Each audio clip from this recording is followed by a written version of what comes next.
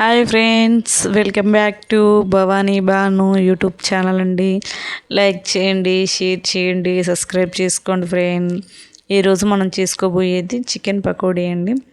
ముందుగా చికెన్ని మంచిగా ఫ్రెష్గా కడుక్కోవాలండి. కడిగిన తర్వాతకి అందులో అల్లం వెల్లుల్లి పేస్ట్, కారం, తగినంత పసుపు,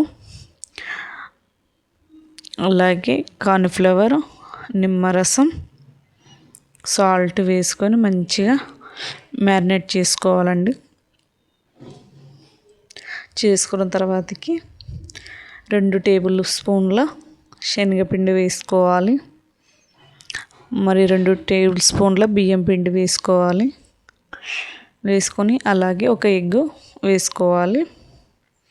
మొత్తం ఈ మిశ్రమాన్ని మంచిగా మ్యారినేట్ చేసుకోవాలండి.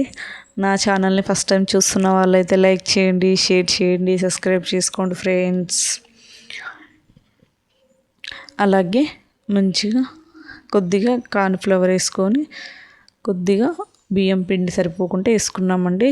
ఒక 10 మినిట్స్ ఫ్రిడ్జ్లో పెట్టుకున్న తర్వాతకి స్టవ్ ఆన్ చేసి ఆయిల్ వేసి ఆయిల్ వేడయ్యాక ఫ్రిడ్జ్లో నుంచి తీసింది మంచిగా కలుపుకోవాలి. ఆయిల్ వేడైన తర్వాతకి మనం కలుపుకున్న మిశ్రమాన్ని ఒక్కొక్క ముక్కలుగా వేసుకోవాలండి.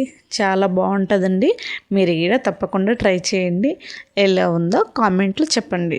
ఓకేనా ఫ్రెండ్స్? Thank you friends. నన్ను సపోర్ట్ చేస్తున్న వాళ్ళందరికీ థ్యాంక్ యూ సో మచ్. మంచిగా ఇలా గోల్డెన్ కలర్ వచ్చే వరకు ఫ్రై చేసుకున్న తర్వాతకి పక్కన పెట్టి పచ్చిమిర్చి, కరివేపాకు మంచిగా ఇలా ప్లేట్లో వేసుకొని చేసుకుంటే చాలా బాగుంటుంది.